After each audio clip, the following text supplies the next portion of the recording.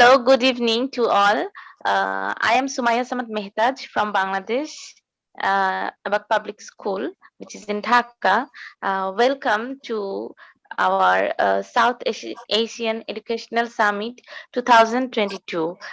In this summit, there will be a series of discussions about English language as a communication language. English language is a second language, as we all know, and this summit promotes how to improve the quality education and by the by working on how to improve the proficiency of second language as a communicating language. So here we have 7 countries which would be working together to promote this program. These are India, Bangladesh, Nepal, Bhutan, Pakistan, Indonesia, and Sri Lanka. Today we have Hasini Madanayake as our guest teacher from Sri Lanka, and she will be share ideas about English language as a second language, how it can be a good medium of communication. Um, she has completed her diploma in psychology and MBA from the University of Sri Jayawardenepura. She has completed her CGMA from UK and ACMA. Hello, ma'am. Hello, ma'am. Yes, hello, teachers from Bangladesh. Hello, thank you very much for being here. We were very much expecting you to share your ideas to talk about the English language as a communicative language and its proficiency in our areas, in South Asian areas, the struggles and the resistances we face with the students while teaching. So, ma'am, can you please share your ideas about it? Yes. First of all, I would like to thank you, everyone, for giving me this opportunity to join with you all for this discussion. So, regarding your question was about how to maintain the proficiency in the class, right? So, when it comes to proficiency, exactly, ma'am. Proficiency refers to how we are going to brush up the level of English among the students. Maybe in terms of fluency, in terms of pronunciation, in terms of vocabulary. But when we take a broader view, proficiency is a combination of 4 main areas like reading, listening, speaking, and writing. So if you may want to maintain a higher proficiency level among your student has to be competent in reading, in listening, in speaking, and in writing. So all these 4 areas have to be developed in a student if you want to maintain a higher proficiency level among the entire class. So maybe for reading, the vocabulary is very important. And for example, for writing, grammar and spelling is important. And listening and speaking, the pronunciation and the practice is very important. So you need to do a lot of hard work to strike a balance between all these 4 pillars, and finally to come up with a student who is proficient in the language. So I believe I provided a sufficient answer for your question. That's a wonderful answer, ma'am. Thank you very much. This is how we are starting off today's discussion, and this is how we can welcome all the audiences to join up in 2000 in 18th to 20th June discussions that would be conducting in Sri Lanka, and we will meet there. Thank you very much. So, ma'am, today we have our other Bangladeshi teachers who will be asking you the questions about regarding this topic. So, Shumona ma'am, Can you please ask our interviewee, our guest ma'am, some questions? Okay. Hashini ma'am, Yes, ma'am, I can hear you. Yes. what are the difficulties faced by students while learning English as a second language? Yeah. Now, as a developing country, most of our students are facing a lot of difficulties when it comes to English as a second language. The first thing is like their family background, because most of the students, they don't come from an English speaking family. So like this is something new for most of the students. So, I mean, if they are coming from an English speaking family, it's not a very difficult thing. So, they will automatically have the practice, they will automatically have the fluency, and they are already familiar with the language. So, that won't be a difficulty.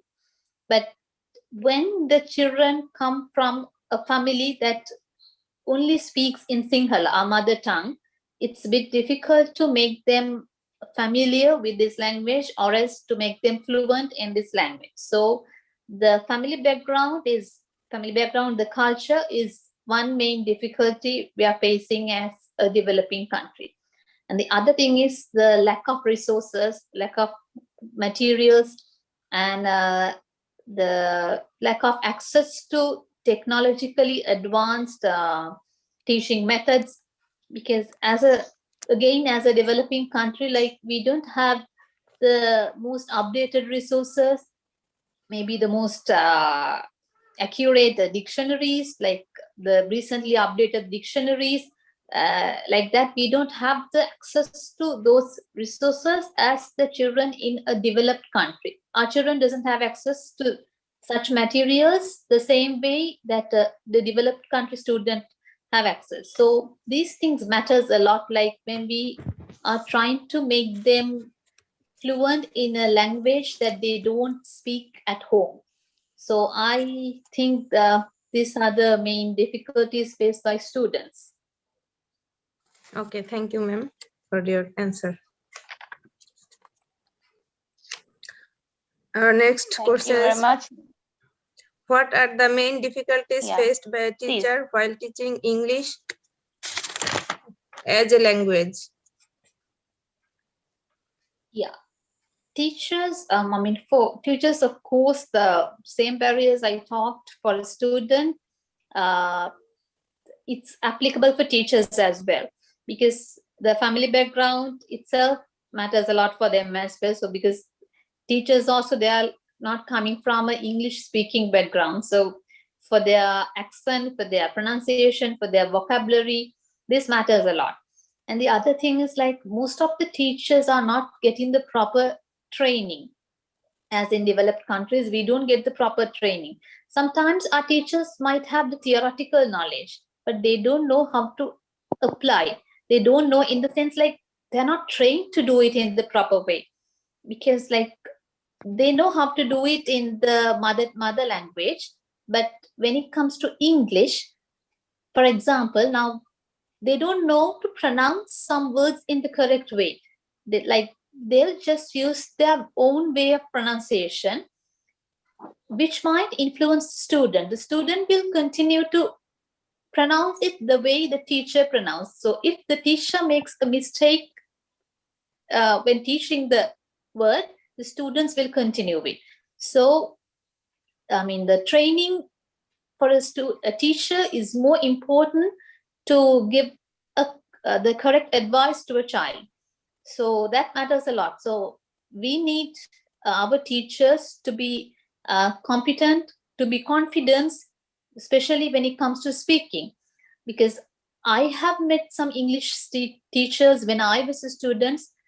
um, I'm not insulting my teachers, because they've tried their very best, but it's because of the system. Because of the system they've gone through, like they even don't know how to speak in English. They might teach us the theoretical part sometimes in the mother tongue, because they are not competent enough to like teach the language in English itself. So because of that, I think teachers are facing issues as well. So, and the other thing is old teaching methods. Sometimes they are not updated with very practical, very new methods, which can attract students very easily. So they might struggle a lot with the old teaching methods as well. So with these things, I think teachers are also struggling a lot, like the students in developing countries like us. Yes, ma'am. Okay, thank you for your answer. Thank you very much. I want to interrupt a little because I love the concept that you have discussed right now, the old teaching method. And here in Bangladesh, the same thing comes as a challenge for the students because this is practiced here as well. And another thing that the theoretical knowledge that teachers have, but in terms of speaking, they actually lack that knowledge. So it's a great challenge for I think the Asian countries, South Asian countries like us to overcome. A training, a teachers training for all time for this language is a necessary, very necessary thing that we need to work on, I guess. So thank you very much for this answer, ma'am, which was very much relatable to us as well. Shubhana ma'am, if you have any other questions, please you can ask now.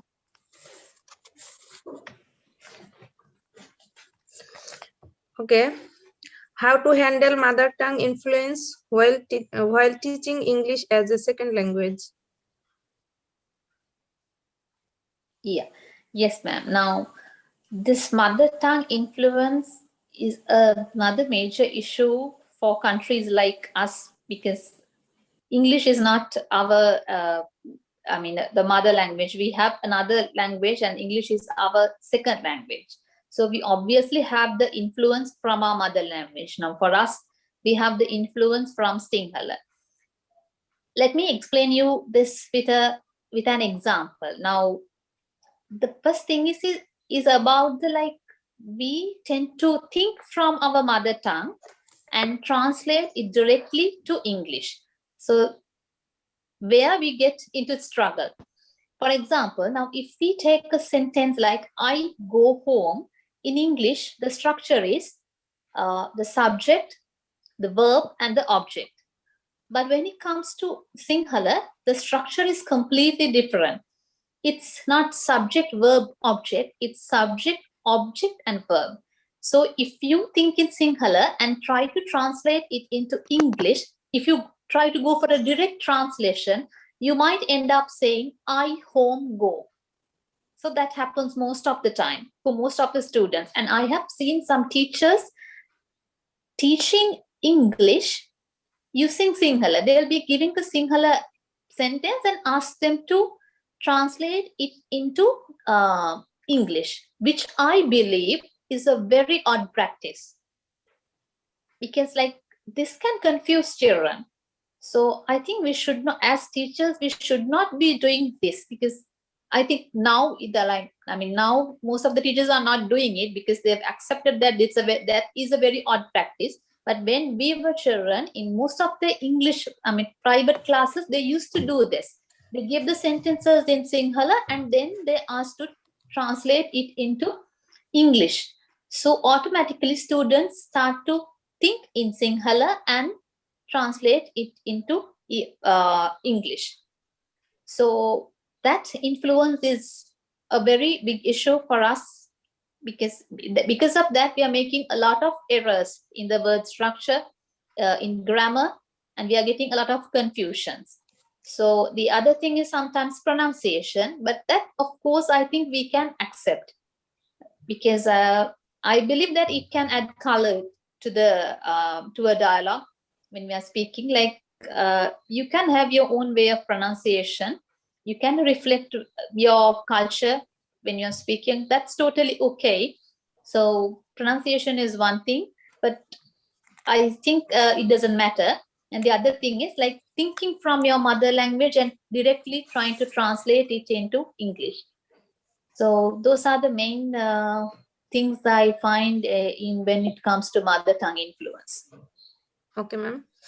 Best techniques to be followed side by side with regular syllabus. Well, best techniques in a sense, I think the teaching method should be the student focused one, and it should be a participative approach. I mean, rather than a teacher telling all the guidelines and instructing students all the time, I think you should get the student involved in the process, because with the involvement they become interested in the language. They feel kind of a belongingless. So when you get that attitude, you automatically gets motivated. So in a lesson also, like maybe a teacher can do one sentence and then ask the students to get up and come to the board and ask the student to do it by himself, or maybe ask the student to teach to the class. So like that, it should be a participative approach all the time. And the other thing is, I think maybe to improve the listening, you can like play tracks and make them familiar with the native speakers. So I think those kind of things we can do as the best practices. What techniques can be followed in the class to encourage them to speak in English? Well, I guess again, like I would connect it with the previous question, because to encourage them, it should come within the students. Students have to participate in the learning process. Yeah. So like when they feel that this is, and you have to make it interesting. When the lesson is so boring, I mean, they will not want to learn it, because from my experience, I mean, when I was in some classes, some teachers were so boring. So they were, just because they were all young children, doesn't wanted to like proceed. I mean, sit in that period. Sometimes they wanted to cut the period because of the teacher, because teacher was not doing it very interestingly. So the method have to be very interesting. You have to entertain the child, and you should get the attention, so that the learning process will be more effective.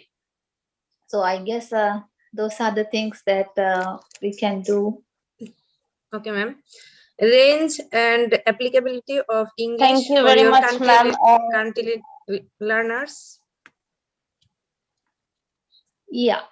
So when it comes to the applicability, again, there is an issue in countries like us, because most of the time English language is something that is applicable to the main cities. Like when you consider Colombo, the capital city of Sri Lanka, most of the students are speaking very fluently in English. I mean, they don't find it as something very difficult. They don't find it as something very strange. It's a kind of a normal thing in their life. They speak in English, they write in English, they communicate in English. So English is not a matter for them when it comes to communicate. But at the same time, there are some villages in our country. I don't think that they might know a single word. Not I would not say a single word. Maybe very few words they might know in English. There are some countries, because they don't have even access to learn their mother language. Even the main subjects, they don't have access. There are some countries in Sri Lanka that they don't have access to a school. So how come you expect them to communicate in a second language when they don't have access to learn their first language even? So the situation is like that. So in between there are some towns, cities, they're somewhat okay with that. With the guidance and help of a teacher, they can proceed ahead, but not at the same level as in Colombo or some other main city.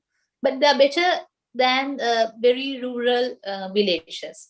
So it's a mix, I guess. The applicability is a mix.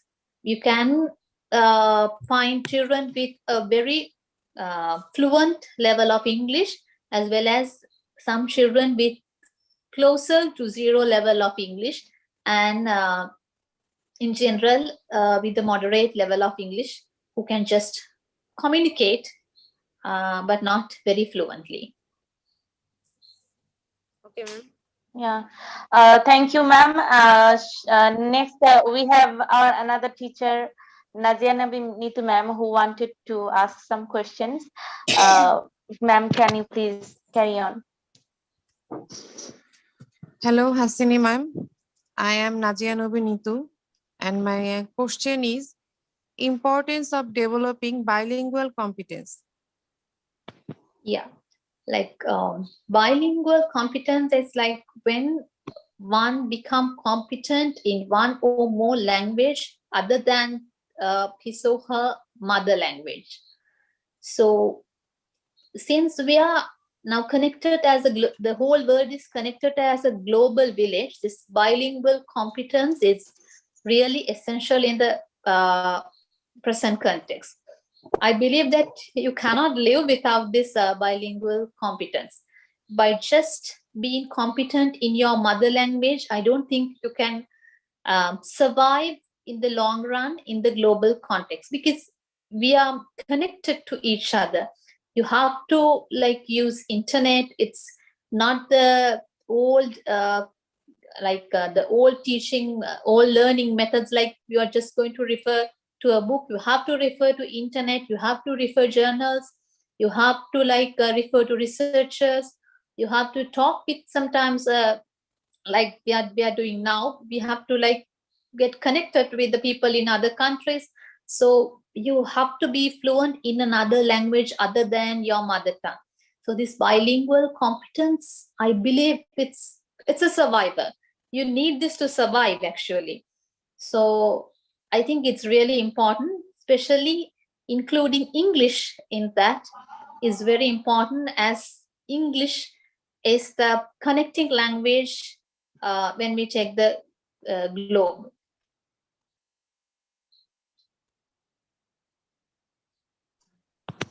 Thank you, ma'am. Thank you very much, ma'am. That was thank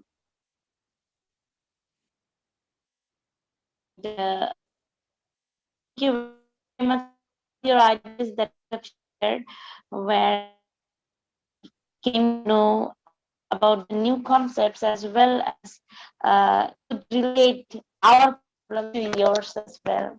There are so many common things face and problems while using language for us, and the students, the struggles they face while learning English, and the teachers as well when they teach English. The struggles are so common with us, within us actually. So thank you very much. We hope to meet in June 18 to 20 sessions, and also in other discussions which will be held very soon with other countries as well, other interviewees as well. So hope to meet there soon. Do you want to share something more about this topic, ma'am? Yeah, once again, thank you very much, dear teachers from Bangladesh, for inviting me to this discussion, and it was indeed a fruitful session. And thank you, thank you, Mr. Janaka Kamagoda, the president of the association from Sri Lanka. And thank you very much, everyone. I think we can go a long way ahead with this kind of collaborative work. And I'm looking forward to meet you all at the event in Sri Lanka in June 2022. Thank you very much.